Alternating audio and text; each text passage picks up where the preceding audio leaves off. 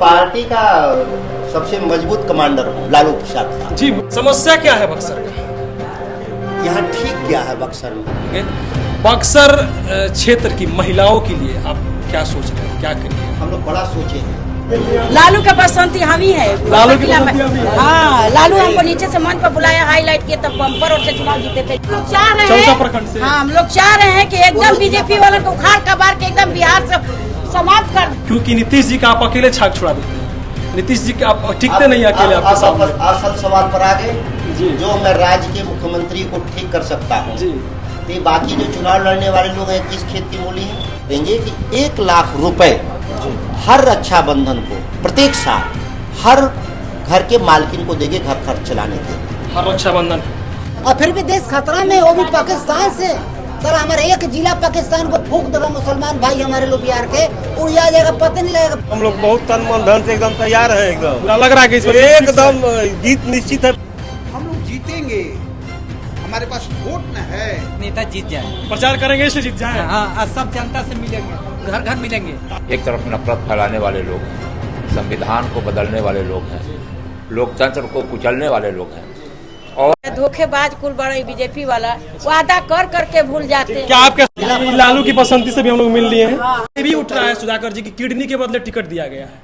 आप जो ये मीडिया का हेडलाइन मेंटेन करने के लिए सवाल कर रहे हैं, अन्यथा बहुमत से जीतेंगे। इसीलिए मैं कह रहा हूँ कि हम 50% से ज्यादा वोट पाएंगे।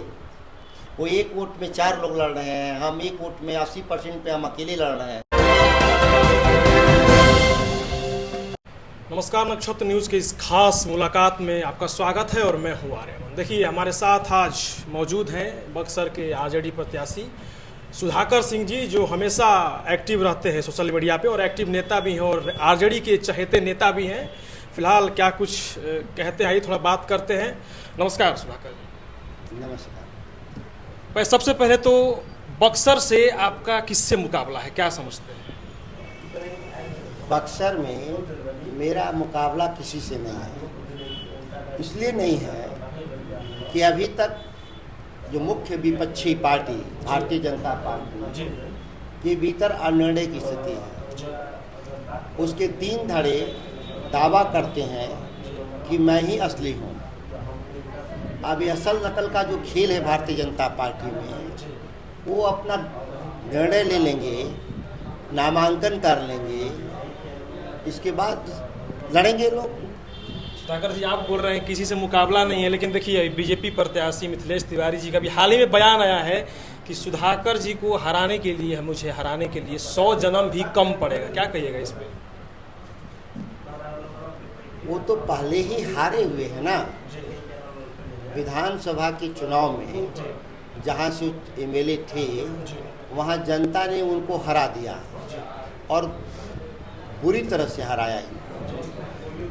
तो ये हारे हुए लोग हमसे कैसे लड़ेंगे, ये नहीं समझ में आ रहा है। जो गोपालगंज में हार गया वो बक्सर में कैसे जीत जाएगा?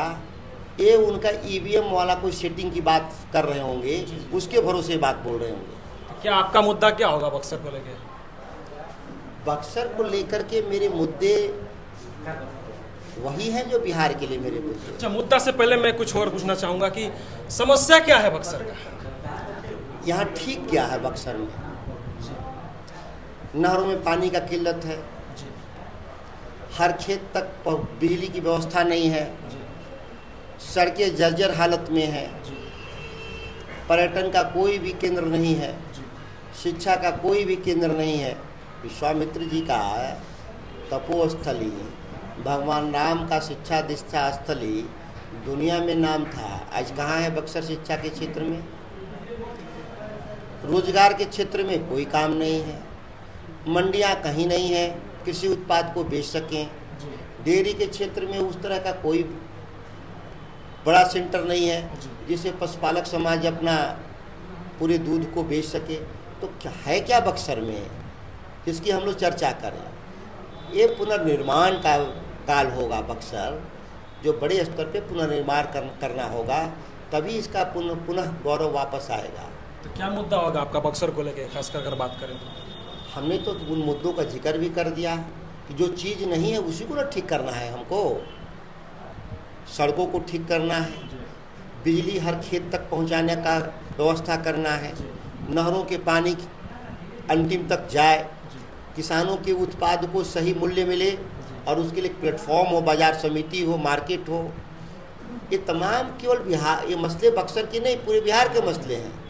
शिक्षा के क्षेत्र में कोई ज्ञान का बड़ा केंद्र खुले, तो ये तमाम जो बड़े सवाल हैं, पर्यटन के हिसाब से पूरे बक्सर शहर को इतना बड़ा धार्मिक केंद्र रहा है, सांस्कृतिक रूप से समृद्ध शहर, इसका कोई मैपिंग तक नहीं। आप डिजिटल प्लेटफॉर्म पे चले जाइए, बहुत कुछ जानकारी नहीं मिलेगा, इस पर भी कोई काम नहीं। सबसे बड़ा यहाँ वेटलैंड गोकुल जलाशय 35 किलोमीटर लंबा, जो डल झील से भी बड़ा, उसकी साफ सफाई नहीं। तो अनगिनत सवाल है, अनगिनत सवालों पे इसको काम करना है एक जनप्रतिनिधि के तौर पे। इसके अलावा भी बहुत चीज़ें होने संभावना है जिसको करेंगे। आजड़ी में तो हमेशा आरोप भी लगते आया कि सिर्फ अपने घर परिवार और परिवारवाद करता है, सिर्फ अपने खानदान को आगे बढ़ाने में लगता है, क्या कहिएगा इस पर? आप देख लें, बिहार में एनडीए भाजपा समर्थित 40 में से 13 सांसद परिवार के लोग हैं। आरजेडी को देखें तो उस मुकाबले में कम है। तो परिवारवाद, जिसके ज़्यादा परिवारवाद हैं वो भाजपा के हैं, तो ये बात मीडिया को क्यों नहीं हजम होता? आपको ये सवाल करना चाहिए था कि भाजपा के में सबसे ज़्यादा परिवारवाद है। लगता है ठीक से आप लोग आंकड़े को नहीं देखे। आप 13 लोग उनके पिता एमपी थे। मेरे बगल में सासाराम, उनके पिता एमपी थे। तो आजड़ी में भी तो बेटा बेटी, और ये भी सवाल ये भी उठ रहा है सुधाकर जी की किडनी के बदले टिकट दिया गया है। आप जो ये मीडिया का हेडलाइन मेंटेन करने के लिए सवाल कर रहे हैं, अन्यथा इस सवाल नहीं, सम्राट चौधरी बोले हैं, बीजेपी के कद्दावर नेता लोग बोल रहे हैं। बीजेपी का वो नेता भी तो इसीलिए ना, अच्छा मुद्दे पर क्यों नहीं लड़ रहा हो? सम्राट चौधरी 19 साल से बिहार में सरकार चला रहे हैं और 10 साल से केंद्र में सरकार चला रहे हैं, तो अपनी उपलब्धियों पे सम्राट चौधरी क्यों नहीं बात कर रहे हैं? सम्राट चौधरी के पिता क्या थे? एमएलए थे, सांसद थे, तो खुद ही वो परिवारवाद के प्रतीक हैं। वो दूसरे पर क्यों आरोप लगा रहे हैं? सम्राट चौधरी, सीपी ठाकुर के बेटे विवेक ठाकुर चुनाव लड़ रहे हैं, मदन जायसवाल के बेटे संजय जायसवाल चुनाव लड़ रहे हैं, ठाकुर प्रसाद के बेटे रविशंकर प्रसाद चुनाव लड़ रहे हैं। किनकी मैं बात करूं? हुकुमदेव नारायण के बेटे अशोक यादव, ये सब एमपी हैं। बगल में शिवेश राम है, जिनके पिता मुनीलाल राम सांसद थे, मंत्री थे।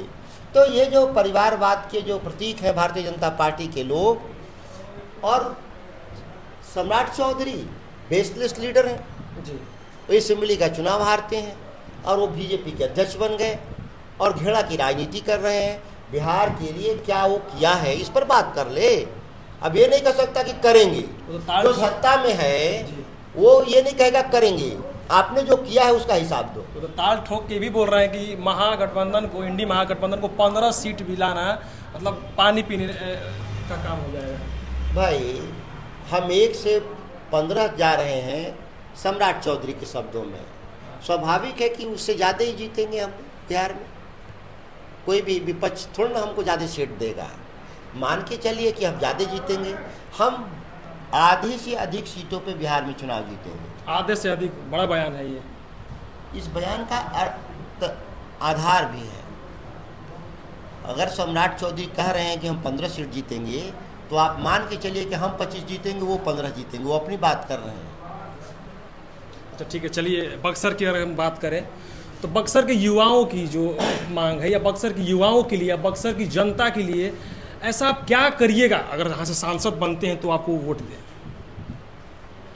बक्सर के युवाओं को क्या चाहिए जो मैं नहीं कर सकता?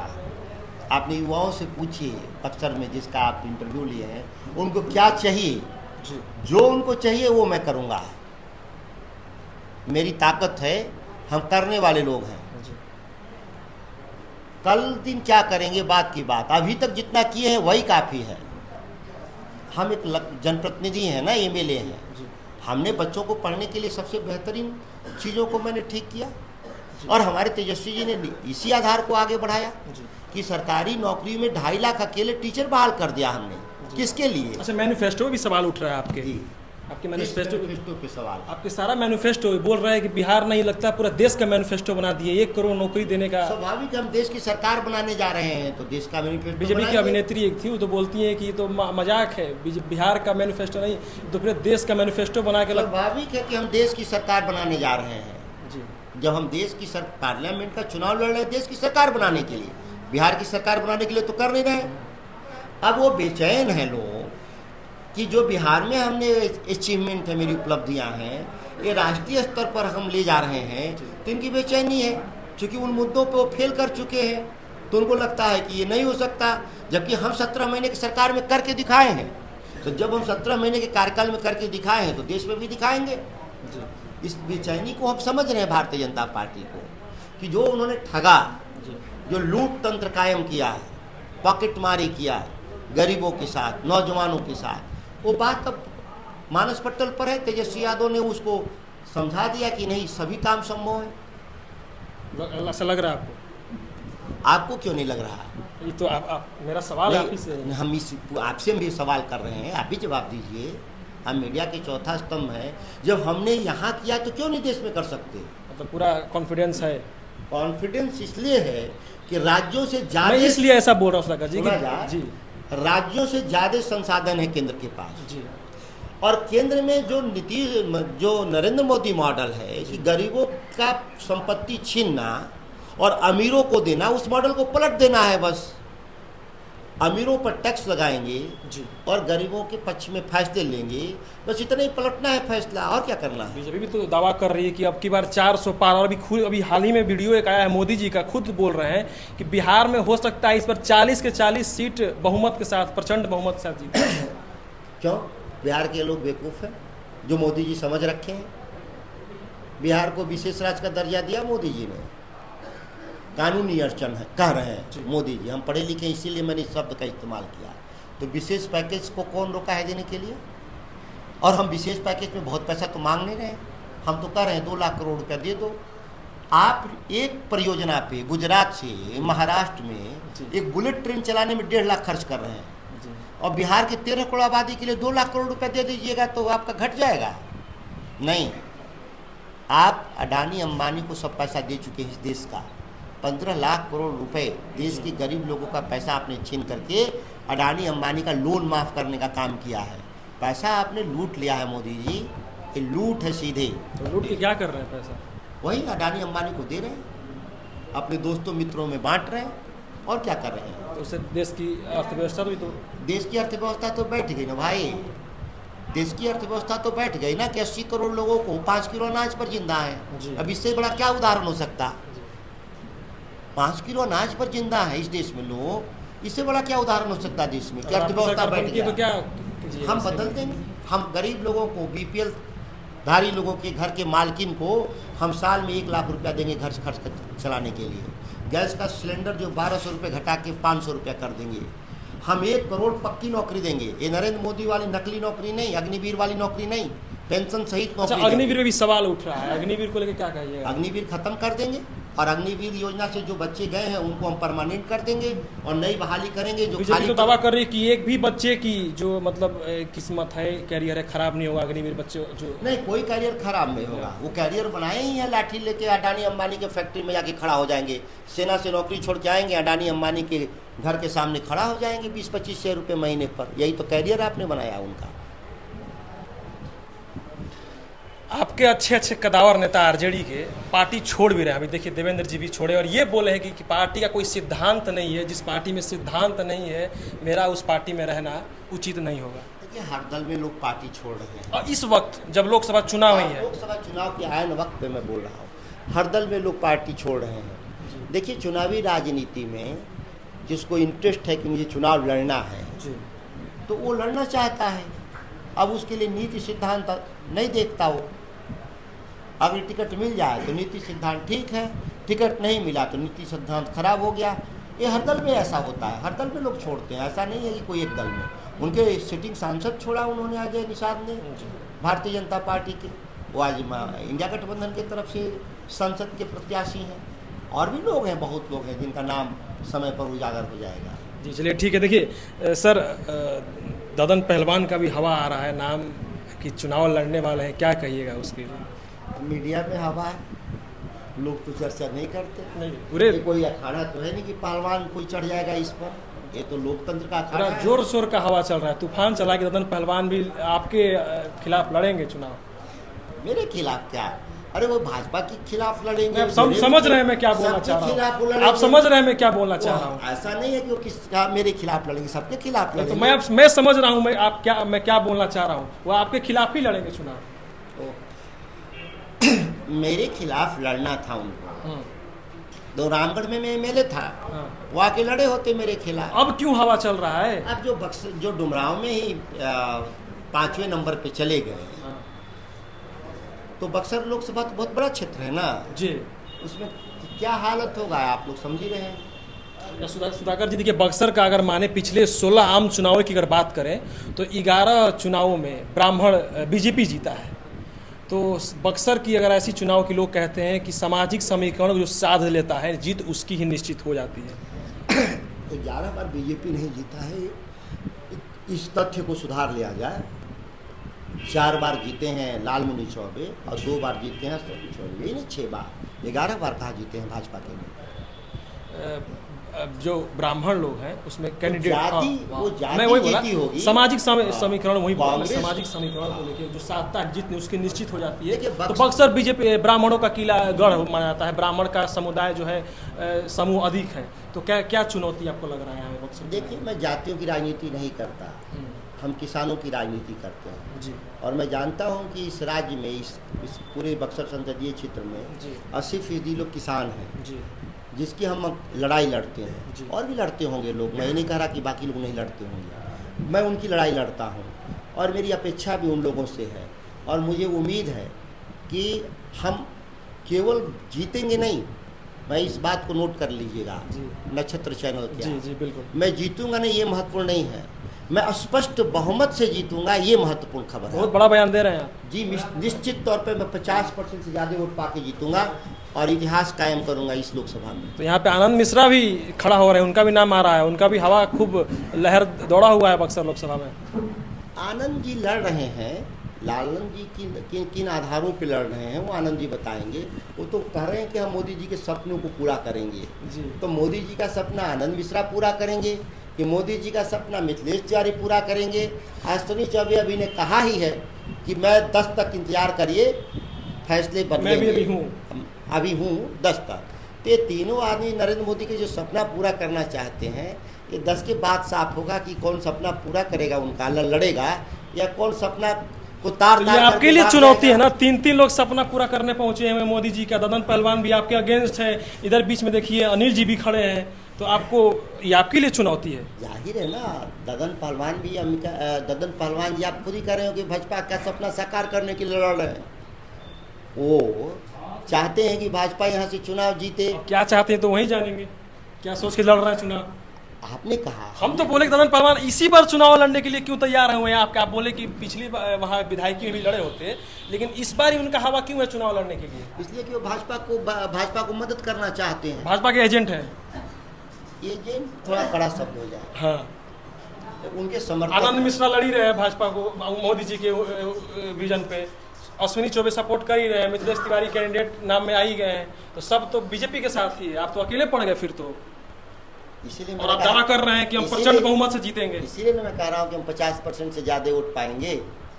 वो 1 वोट में 4 लोग लड़ रहे हैं, हम 1 वोट में 80% पे हम अकेले लड़ रहे हैं। मतलब पूरे समीकरणों को आप ही साधिएगा इस बार। समीकरण क्या साधने की जरूरत है? अगर हम किसानों का काम न करते हो तो बताइए। हम तो कभी जाति समूह का काम करते नहीं, हम तो हमेशा किसानों का काम करते हैं। देखिए, मैं बड़ा बात बोल रहा आर्थिक न्याय, सामाजिक न्याय की लड़ाई लड़ते हैं। मैं ऐसा इसलिए बोल रहा हूँ कि बड़ा बात ही बोल रहा हूँ कि बक्सर बीजेपी का हमेशा से गढ़ मानते, मैंने ऐसा मानना जाता है, और ब्राह्मण और राजपूत का भी यहाँ पे अधिक समूह है। तो इसलिए मैं बोल रहा हूँ कि सामाजिक समीकरण को जो साधता है जीत उसकी ही निश्चित होती है, और पिछले आम चुनाव में देखा गया है ऐसा। आप मुझे 5 जून को मिलिएगा। जी बिल्कुल, मैं तो यहीं का रहने वाला हूं। बिल्कुल बिल्कुल। बाकी लोग तो भाग जाएंगे। जी, अनिल जी भी तो आनंद जी भी तो यहीं के रहने वाले हैं। आनंद जी यहाँ के रहने वाले नहीं हैं, शाहपुर के रहने वाले हैं, आरा के। सुनते जाइए। जी जी, यहाँ के हैं नहीं जी, तो शाहपुर चले जाएंगे, आरा चले जाएंगे जी, और कहीं गुप्तेश्वर पांडे जी जैसा कहीं वो अपनी नौकरी वापस मांग ले जा करके। तो लगता है आपको फिर मिलेगा? हमने क्या कहा, जी। मैं यहीं मिलूंगा, क्योंकि मैं मिले हूँ ना, जी जी बिल्कुल। तो हम कहाँ जाएंगे। तो आप मेरे से सवाल पूछिएगा 5 तारीख को कि मैं क्या कहा था कि मैं 50% से ऊपर वोट नहीं पाऊंगा, तो कहिएगा जीत कोई महत्वपूर्ण नहीं मेरे लिए, 50% से ऊपर पाऊंगा इस पर सवाल करने आइएगा। 50% आप कोटा फिक्स है आपका? ऊपर 50% से ऊपर। चलिए अच्छी बात है। एक और सवाल उठता है, हमेशा लोग कहते हैं कि आरजेडी आपको हमेशा इसलिए साथ में रखती है क्योंकि आप उनके चहेते नेता हैं, इसलिए क्योंकि नीतीश जी का आप अकेले छाक छुड़ा देते हैं। नीतीश जी के आप टिकते नहीं अकेले आपके सामने। असल सवाल पर आ गए जी। जो मैं राज्य के मुख्यमंत्री को ठीक कर सकता हूँ जी। तो बाकी जो चुनाव लड़ने वाले लोग हैं किस खेत की मूली है? तो क्या इसीलिए वो एक साथ जुट रहे हैं आपके अगेंस्ट? कौन? जिनका नाम जिक्र हुआ मैं आपने? पार्टी का सबसे मजबूत कमांडर हूँ, लालू प्रसाद साहब। जी चहेते बोला तो चहेते नहीं था, शुरू में ही बोला मैं कहा ना कि मैं सबसे मजबूत कमांडर हूँ उनका। नीतीश जी को टिके नहीं देते हैं आप? जहाँ भी असंभव मोर्चा होगा मुझे वहाँ भेजते हैं। मतलब नीतीश जी के आगे खड़ा आप क्यों किया जाता है? मैंने कहा कोई मोर्चा होगा, लालू जी को खोलना होगा मोर्चा, उस मोर्चे पर मुझे भेजेंगे। जी। हम फील्ड के कमांडर हैं, हम एसी रूम के कमांडर नहीं, हम सीधे लड़ने वाले लोग हैं, आदेश देने वाले लोग नहीं, लड़ने वाले लोग। जी ठीक है सर, एक लास्ट सवाल हम अंत करेंगे। बक्सर क्षेत्र की महिलाओं के लिए आप क्या सोच रहे हैं, क्या करिएगा? हम लोग बड़ा सोचे हैं पार्टी के स्तर पे जी। कि नरेंद्र मोदी गरीब महिलाओं को जो 13 रुपए में हम अनाज देते थे कांग्रेस के लोग, इंडिया गठबंधन के लोग, उसको माफ़ कर दिया 13 रुपए। हम लोग भी खुश हुए, भागते भूत की लंगोटी भरी। ये तो 15 लाख देने वाले थे, नहीं दिए, 13 रुपया महीने का ही दे दिए गरीबों को। लेकिन क्या पॉकेटमारी हुआ, ठगी हुआ कि जो गैस सिलेंडर 350 रुपया हम लोग देते थे, वो गैस सिलेंडर का दाम भाजपा मोदी 1200 रुपया कर दिए, तो 850 रुपया ना ले लिए महीने का। एक सिलेंडर की खपत तो है ही है घर में, तो 850 रुपया लूट लिया उन्होंने, ठगी कर लिया 13 रुपया दे करके। तो हम उसको 500 कर देंगे। पहला महिलाओं को मदद करेंगे, और दूसरा मदद करेंगे कि 1 लाख रुपए हर रक्षाबंधन को प्रत्येक साल हर घर के मालकिन को देंगे, घर खर्च चलाने के लिए। हर रक्षाबंधन को? हाँ, प्रत्येक साल। भाई का फर्ज निभाएंगे क्या? निश्चित तौर पर हम लोग डबल गारंटी के साथ हैं। राहुल और तेजस्वी दोनों की गारंटी के साथ खड़ा है, और सुधाकर सिंह अपनी सरकारों से लड़ने की हिम्मत रखते हैं। इस बात को अगर कहीं भी 19-20 हुआ तो सुधाकर से लड़ेंगे। ठीक है, बहुत बहुत धन्यवाद सर। ये थे सुधाकर जी, आरजेडी के चहेते और कद्दावर नेता। क्या कुछ कहा आपने सुना। इस बार के चुनाव में वो प्रचंड बहुमत से 50% से अधिक से वो वोट दिलाने का दावा कर रहे हैं। फिलहाल क्या कुछ है हम बात करेंगे आगे। फिलहाल वोटों के बंटवारों पर राजनीति जारी है, किसकी जीत किसकी हारी तो जनता तय करेगी।